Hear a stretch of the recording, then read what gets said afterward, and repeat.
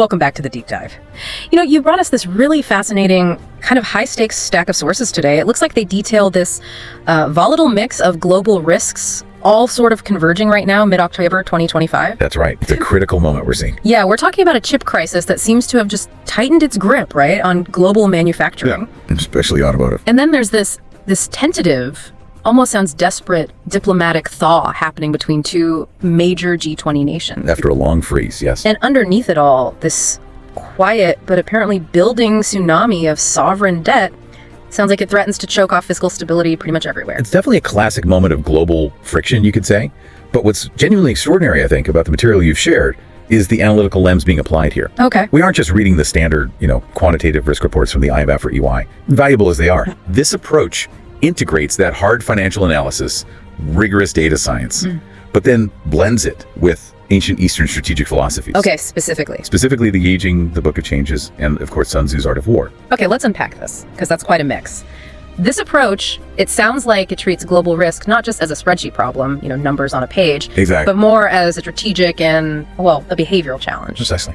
So our mission today for this deep dive is to use this kind of proprietary framework you're describing to cut through what feels like data overload sometimes and give you, the listener, some actionable context for these three massive global headaches that seem to be hitting all at once. Yeah, the intention really is to transcend the typical sort of linear models of risk assessment. Because they fall short sometimes. Well, when chaos reigns, traditional models often do fail. They struggle with, the human factors, the systemic rigidity, stuff like that. Right. This blended analysis, the idea is it provides decision makers with a broader, more balanced understanding. It helps them diagnose whether a crisis is, say, external, like an enemy attack, metaphorically speaking, or internal. Like a systemic self-inflicted wound. Exactly. Something baked into the system itself. And the map for mid-October 2025, based on these sources, points directly to three interconnected failures that seem to demand this kind of holistic diagnosis. That's right. We have the three pillars. Okay, lay them out for us. First, the geopolitical. That surprise move by India and Canada trying to mend fences. Okay. Second, the supply chain pillar. That deepening fracture in the auto sector, all because of critical component shortages. We'll definitely dig into that. And finally, the financial pillar. That relentless escalating strain of sovereign debt across the globe. Okay, three big ones. Let's start maybe by establishing the credibility, the foundation of the framework itself before we apply it. As someone who deals with data science quite a bit, I find the core idea here, blending a PhD in financial modeling with the Yinyang, that's probably the most compelling, maybe challenging element in these sources. It does raise eyebrows sometimes. Yeah, why do we need divination texts, essentially, when we have these incredibly sophisticated quantitative models? What are the hard numbers missing? It's a fair question. The sources are pretty clear that this blending addresses a core institutional blind spot. Okay.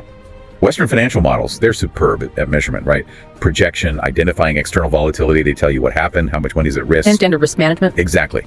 But they often fail, sometimes miserably, at diagnosing the root cause when the issue starts from within the system.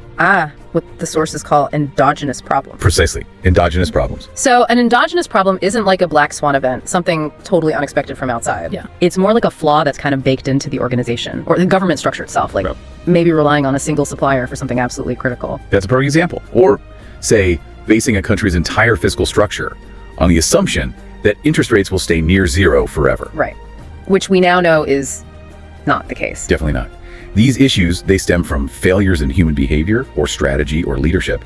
Sun Tzu and the Yinyang, fundamentally, they're playbooks for human strategy and diagnosing systemic health. So they add the why and the how to respond. Exactly. They offer the behavioral diagnosis. Yeah. And they prescribe the manner and, crucially, the timing of corrective action, which quantitative models simply cannot do. Give me an analogy. Okay, think of it like this. Yeah. The data shows you the patient's fever is 104 degrees. That's the quantitative part. Okay. The ancient strategy, based on the context of the underlying illness, the Yinyang or Sun Tzu, tells you whether the right move is to wait or to attack the problem aggressively, or maybe even to strategically retreat for a moment. I see. Context and strategic response, not just measurement. Precisely. And we're talking about a specific expert skill set here, as the sources mentioned. Deep knowledge in financial modeling, yes, but also global supply chain management, ESG analysis, and data science. Right. Let's dig into that data science application for a second, because the sources cite some pretty impressive award-winning research using these algorithms on real-world chaos. customs data specifically. Yes, this specific research really acts as the ultimate proof of concept for the kind of rigor needed to apply this analytical lens effectively. How did it work? The analyst used advanced techniques, things like binary regression and neural algorithms, on huge amounts of historical customs data. Okay, break that down. Binary regression for someone who doesn't track this daily. Sure. Binary regression is basically a sophisticated way of predicting a yes or no outcome. Simple as that. In this case, the question was, is this specific shipping container carrying illicit material? Yes or no? Or is it clean? So teaching an algorithm to spot patterns humans might miss, just classifying cargo into two buckets based on thousands of variables. Exactly. Patterns in the data that wouldn't be obvious otherwise. And the neural algorithms, they add the ability for the system to actually learn from its mistakes. So it gets smarter over time. Continuously improves its pattern recognition. It starts spotting tiny anomalies in shipping routes or declared weights, transit times, carrier history, things like that. And the result? The result, over a 6-month operational window they tracked, was pretty astonishing. Using these targeted analytical filters, the authorities achieved a 90% success rate in intercepting illicit drugs. 90%? Including nearly a ton of methamphetamine in that period. Wow. A 90% detection rate using high-level data science on chaotic customs forms? I mean, that is a massive validation of the analytical rigor we're talking about. It really is. But why is that specific example relevant to broader global fragility, like supply chains or debt? Because it demonstrates the ability to cut through the noise, the confusion, what we call chaos, to isolate critical, often hidden pressure points. Okay. If you can predict with 90% certainty where hidden illicit cargo is flowing through the global trade system, well, you can definitely use that same analytical architecture to predict where a supply chain bottleneck is about to snap. Or where sovereign debt risks are maybe being obscured by, complex accounting tricks. Precisely. The underlying principle is the same. Finding the hidden stress point in a complex system. Okay, so the foundation is sound. The sources aren't just throwing around metaphors here. They're using algorithms built on this kind of architecture to predict outcomes. That's the key. And the ancient wisdom, the Yinyang or Sun Tzu, that becomes like the translation layer, telling leaders how to act based on what the data reveals. Exactly. Emphasizing transparency, critical thinking, rather than just panic or secrecy when the data looks bad. That's the strategic imperative here. The whole goal is to provide unique perspectives on problem solving, to move away from purely reactive management. Putting out fires. To proactive, strategically viable maneuvers. This blend is really about marrying modern precision with timeless wisdom about human limitations and how systems tend to break down. Okay, let's transition now. Let's apply this framework to the first massive crisis point we're analyzing, that deepening physical breakdown of the global machine. Specifically the automotive sector, as the sources dated mid-October 2025 outline it. It sounds like the fragility is structural, really hitting at the foundation. Yes, and the evidence for that foundational failure is pretty stark. It's that warning issued by Nexperia right around October 17th. Nexperia. Yeah. They're a big player, right? But maybe not a household name like Intel or NVIDIA. Exactly. Nexperia is colossal, but they specialize not in the glamorous high-end logic chips for AI and stuff, but in essential foundational components. Yeah. Power and analog semiconductors. Okay, foundational chips. Why are those specific types so critical? To a layperson, they might sound like, basic commodity items. Oh, they're often treated as commodity items, and that's part of the problem. But think of them as the literal plumbing and wiring of any modern vehicle. Plumbing and wiring. Analog chips, they manage the interface with the non-digital world. They convert physical signals, temperature, pressure, voltage, into digital data the main processors can actually use. Got it. And power semiconductors. They manage the efficient flow of electricity throughout the entire vehicle. They operate everything from, electric window controls to complex battery management systems in EVs. So if you can't get that specific power chip, the whole system downstream is basically useless. Doesn't matter how fancy your infotainment system is if the power management fails. And Nexperia warned they couldn't guarantee supply of these crucial components. What's the immediate impact, according to the sources? It translates directly into a potential 5 to 7% cut in projected Q4 European automotive output. 5 to 7%. That's huge for Q4. It is. And it's heavily weighted toward the high-volume, non-luxury vehicle production, the everyday cars people rely on. So we're talking millions, potentially billions, in lost revenue over components that might cost just a few dollars per car. That's the brutal irony of it. And this situation perfectly illustrates the diagnosis that comes from the Yinyang. Okay, which hexagram applies here? It's hexagram 23, PO, which translates as splitting apart or stripping away. Splitting apart. How does that image capture this semiconductor crisis so well? Well, the image for PO is the mountain resting precariously on the earth. Mountain on earth, okay. The mountain represents the big, visible structure, the multi-billion-dollar automaker, the finished car industry, the brand name. Right, the thing we see. The earth underneath represents the foundational components, the often invisible infrastructure, the semiconductor fabs, the logistics networks, the low-margin standard chips like the ones Nexperia makes. PO, splitting apart, signifies that the entire structure is eroding, but it's splitting from the bottom up. The failure isn't in the fancy design at the peak. It's the crumbling of the basic foundation that paralyzes the whole thing. Wow. So the implication is that the relentless drive for efficiency, the reliance on maybe single source, just-in-time delivery for these basic parts, that was the fatal flaw. It introduced this catastrophic fragility. Absolutely. The sort of lie that total remote reliance is always the most economical choice is completely exposed here. And that leads directly to a strategic lesson from Sun Tzu, perhaps. It does. Sun Tzu advises, avoid the enemy when he's full of spirit. Avoid the enemy, meaning the disruption itself. Yes, the disruption, the market chaos, the geopolitical friction that's driving this chip shortage is too widespread right now, too strong, too unpredictable. You can't just fight it head on and expect to win quickly. So the fight isn't external against the chaos, it's internal against the company's own previous planning or lack thereof. That's a great way to put it. The immediate battle is internal. But the action required, you mentioned re-engineering, that must be staggeringly expensive in the short term, right? Especially for an industry like auto, often running on pretty tight margins. Do the sources address that? The short-term capital burn needed for this long-term fix? They do. And it's a crucial challenge, no doubt about it. The sources acknowledge this strategy is painful. It demands significant capital allocation now. Which finance departments hate. Of course.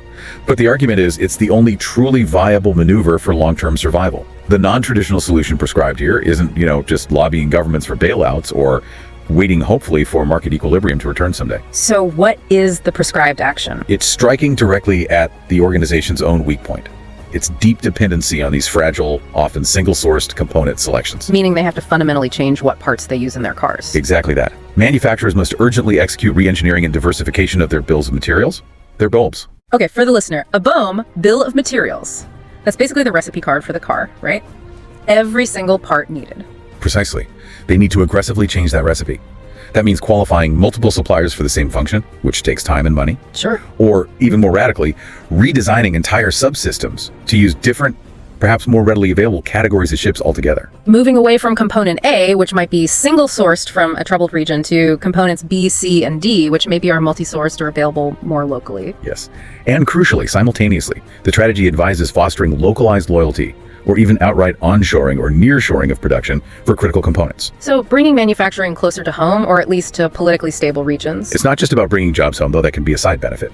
Strategically, it's about building secured, dedicated capacity in friendly, stable regions you can rely on. It's a defensive move. It's a direct defensive maneuver against geopolitical stress, Right. Building resilience, even if it comes at the expense of some short-term cost optimization. The core lesson of Poe, splitting apart, is that foundational integrity must supersede marginal cost savings in times like these. Because if the base crumbles. The whole mountain falls, regardless of how beautifully sculpted the peak looks. Okay, let's shift gears now. Moving from the physical supply lines, the chips, to maybe the diplomatic supply lines. Let's pivot to that second global flashpoint you mentioned. Those tentative steps to repair the, frankly, fractured India-Canada relationship. Yes, a very interesting development. The sources note this relationship has been frozen solid for nearly 2 years, just deep freeze, driven by what they call severe lingering mistrust over security issues.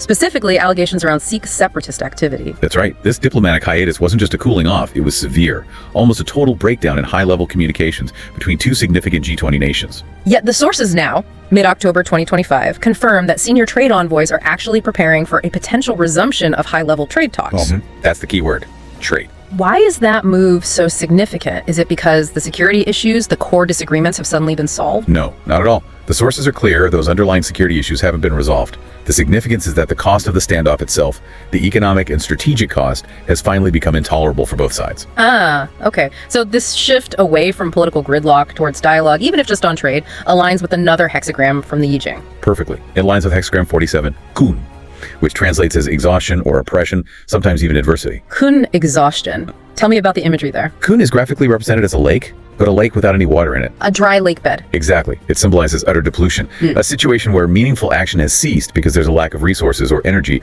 or simply the political will to continue the fight. So the 2-year standoff was like this dry lake, a political and economic vacuum. Precisely. It served only to starve both economies of necessary trade, investment, and engagement. Both parties essentially found themselves exhausted by the stalemate. They were running on empty, unable to advance their primary strategic objectives while this freeze continued. So the diplomatic freeze wasn't just politically awkward, it was economically expensive. They reached a point where the cost of the conflict, The lost opportunities in trade, investment, global standing finally outweigh the political capital needed to maintain that hostile status quo. That's the economic imperative seizing control of the narrative. And this brings us to really a beautiful application of strategic patience, another key lesson from Sun Tzu. Okay, how so? The counsel here, derived from the situation, is to concentrate your force not on the political wound, which is still too raw, too inflammatory to heal quickly. Right, don't poke the sore spot? Exactly. Instead, concentrate force on the economic objective. The primary goal right now has to be restoring some measure of wealth creation and stability. Use that as leverage rather than seeking the immediate and likely impossible resolution of these complex, deeply felt security disputes. So they're using trade as the common ground, the neutral territory almost. They can't agree on security matters, but maybe they can agree on making money together. That's exactly it. This is the definition of the indirect path and strategy. The resolution isn't some sudden, warm, diplomatic embrace. Forget that for now. Not realistic. Not at all. The strategic concession, a mutual recognition, perhaps unspoken, that the political friction is a secondary wound. Serious? Yes, but it can't be healed instantly. So how do they manage this? By utilizing the framework of high-level trade talks, and importantly, the sources suggest this will likely happen at a multilateral summit. Ah, so with other countries watching. Yes, where the pressure of third-party observation kind of keeps everyone civil and focused, it creates a safer platform for this initial re-engagement. Almost like a controlled environment. It is, in a way, by concentrating their limited energy and political capital on the economic imperative. Maybe resuming talks on a free trade agreement or discussing investment protocols, they momentarily circumvent the deeply entrenched political tension. The economy becomes the lubricant, allowing movement without demanding immediate political surrender from either side. Well put. The exhaustion of Kun, the dry lake, forces them to recognize that continued fighting just leads to mutual ruin. It makes strategic concession not look like defeat, but actually like a necessary survival tactic. But the long-term risk here, I guess, as the analysis might imply, is that if they fail to use this economic opening to build genuine trust over time, Then what happened? then that political wound just stays there, festering, ready to flare up again the moment the immediate economic pressure eases off. That is precisely the risk. This thaw isn't a cure, it's just an acknowledgement of shared economic pain driving them together temporarily. The success of this entire move really hinges on whether they can keep the focus on mutual benefit long enough. Long enough for what? Long enough to make the new economic ties too valuable, too integrated, to simply sever again over the old arguments, forcing maybe a more managed, gradual return to fuller relations down the road. It's a gamble on pragmatism, overcoming historical grievances. All right, let's pivot one more time.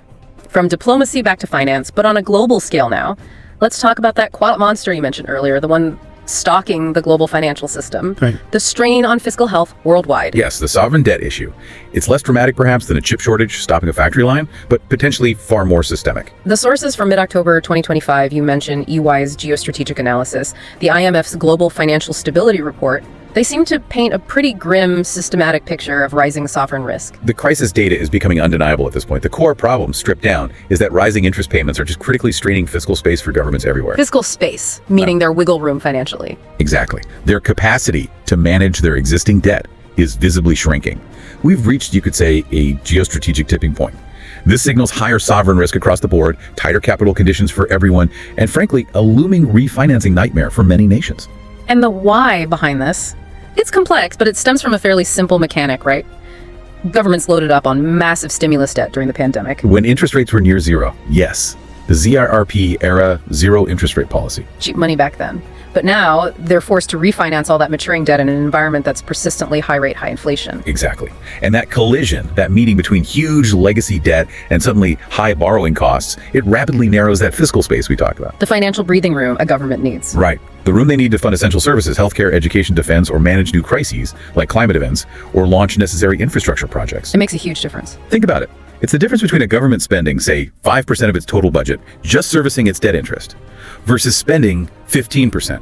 That extra 10% has to come from somewhere. Painful choices, tax hikes, welfare cuts, or just borrowing even more, digging the hole deeper. Those are often the only options left on the table.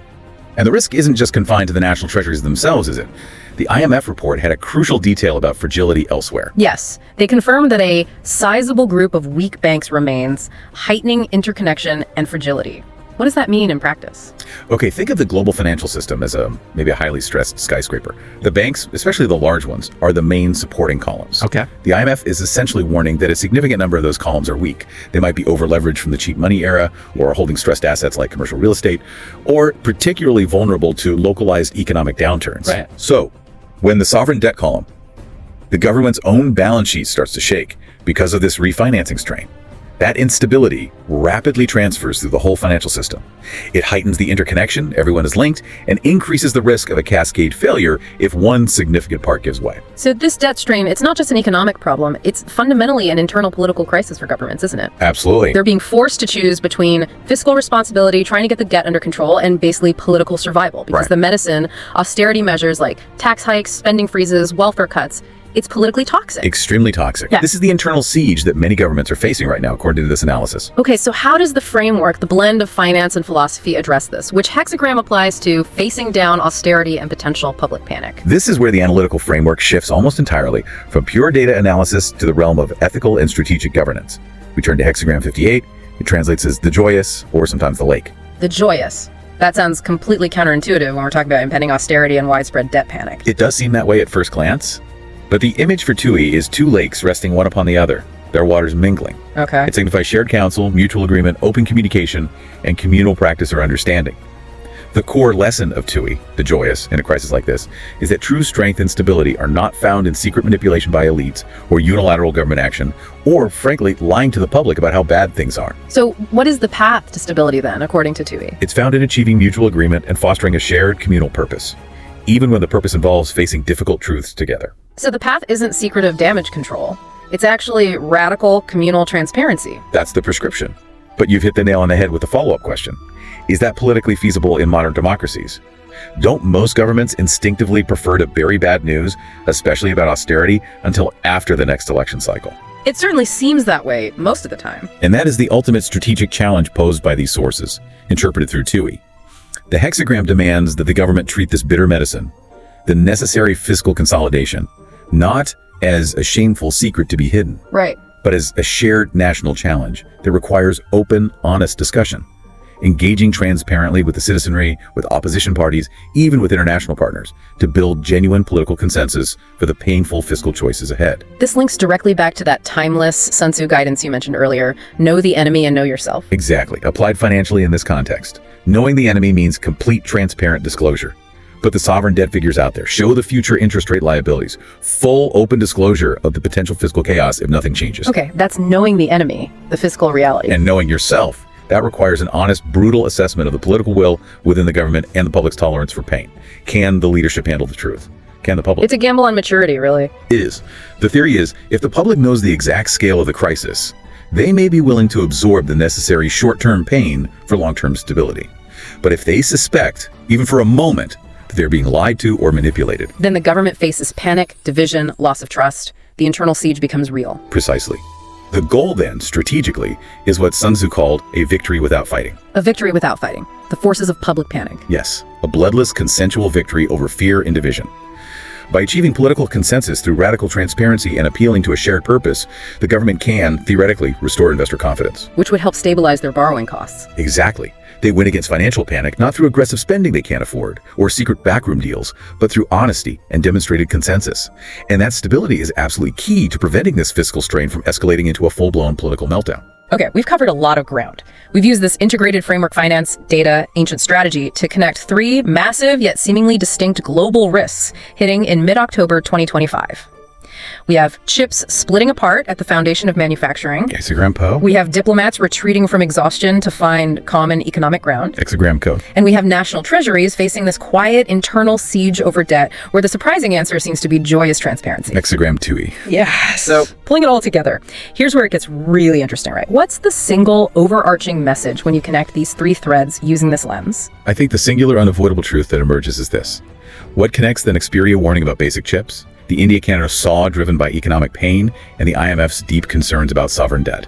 It's not just temporary volatility. It's not just a rough patch. What is it then? It is a clear, loud, unavoidable imperative for fundamental structural transformation across all these systems: manufacturing, diplomacy, public finance. Wow, so you're saying that any temporary relief we might see, maybe the trade talks actually start, maybe energy prices dip for a month. That's just noise, just setting the stage for a much deeper, more profound struggle. I think that's exactly what the analysis suggests. The core conflict playing out right now underneath the daily headlines is this deep tension between any short-term market optimism, Things bouncing back slightly. right, which might whisper to nations, see, things are getting back to normal, versus the long-term, often painful necessity of deglobalization, defensive re-engineering of supply chains, and achieving genuine fiscal maturity. And the biggest enemy isn't necessarily another country or a market crash, but inertia. Precisely. Structural inertia. The systems we have, whether it's automotive manufacturing configured for maximum global efficiency or national treasuries built on decades of cheap credit assumptions, they are fundamentally geared for the world of the 1990s and 2000s, not for the world we're entering.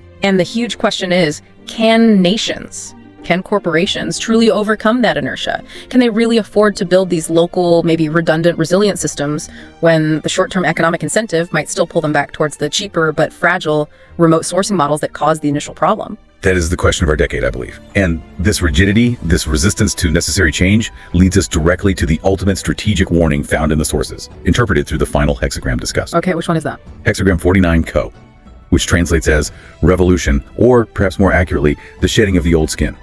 Molting. Revolution, the shedding of the old skin. That sounds dramatic. It signifies profound change. The analysis concludes, based on the confluence of these pressures, that the great powers, and indeed the global system itself, are now irrevocably committed to a path of fundamental change.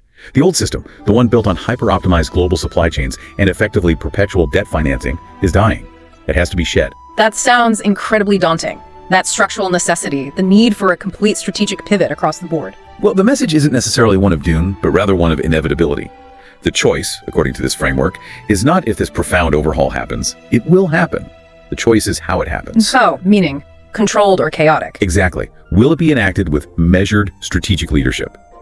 A kind of managed shedding of the old skin, carefully restructuring debt, strategically relocating critical supply chains, fostering new diplomatic alignments based on resilience, not just cost. That's the good scenario, relatively speaking. Relatively, yes. Yeah. Or will inertia win out? Will governments and corporations resist the change until the last possible moment? In which case, the analysis suggests the change will likely come as a violent, unexpected collapse, triggered by the next, perhaps even larger, exogenous shock that the current brittle foundation simply cannot sustain. So the chip crisis, the debt strain, they aren't the disease itself, they're just the symptoms, revealing that the underlying foundation built on global hyper-reliance and maybe fiscal irresponsibility is rotten. That's a very good way to summarize it. The strategic lesson here is about recognizing when the entire formation, the entire way of operating, needs to be fundamentally rebuilt, not just patched up with temporary fixes. The time for minor tweaks and hoping for the best, that's over. According to this analysis, yes. The strategy for automakers now has to be aggressive diversification and re-engineering. The strategy for geopolitics, when facing exhaustion, must pivot to concrete economic focus. And the strategy for national treasuries facing debt traps must embrace radical honesty. And all these solutions, they demand overcoming that powerful inertia and undergoing profound internal transformation. Yes, and if they fail to transform proactively, the revolution, the shedding of the skin, will likely be forced upon them in a much more painful way. Okay, so what does this all mean for you, the listener, the decision maker, the investor, the citizen trying to navigate this period? I think it means recognizing that structural transformation isn't a temporary phase. It's the new normal for the foreseeable future. And interestingly, this ancient wisdom, this framework, offers a surprisingly relevant, practical playbook for surviving and potentially even thriving during this period of intense volatility and forced change. #Chegg outro. Okay, let's try to quickly summarize the key strategic takeaways from this deep dive into mid-October 2025, viewed through this unique lens. First, it seems aggressive diversification and serious internal re-engineering are really the only viable long-term defenses against these global supply chain fractures we're seeing. Build resilience from within, yes. Second, when facing fiscal panic or sovereign debt crises, the counterintuitive but powerful weapon is actually transparency, radical honesty to build consensus. Defeat panic with truth. And third, economic necessity, that shared pain, can and maybe should be used strategically as an indirect path to circumvent otherwise intractable political gridlock, like we saw with India and Canada. Pragmatism over rigid ideology when exhausted. And building on that final hexagram we discussed, hexagram 49 revolution, the shedding of the old skin, perhaps we can leave you, the listener, with this final thought to mull over. Please do. The struggle for true sovereign security has really only just begun. We often define national security purely in terms of military might, right? Tanks, planes, cyber defenses. Sure, the traditional view. But the sources today, interpreted this way, suggest true security in the coming era might be defined by two, perhaps more critical factors. Which are? One, the genuine resilience and redundancy of a nation's internal supply chains for essential goods. Can you make what you truly need? And two, the strength of the political consensus within a nation around making difficult, sometimes painful, long-term fiscal choices. Can the country agree on how to pay its bills? Internal resilience and internal consensus. Exactly. So the provocative thought is this. Is your organization, or maybe even your personal investment strategy, actively preparing for a managed shedding of the old skin? Are you strategically building local redundant resilience where you can? Or are you essentially waiting for the unexpected collapse to dictate your future for you?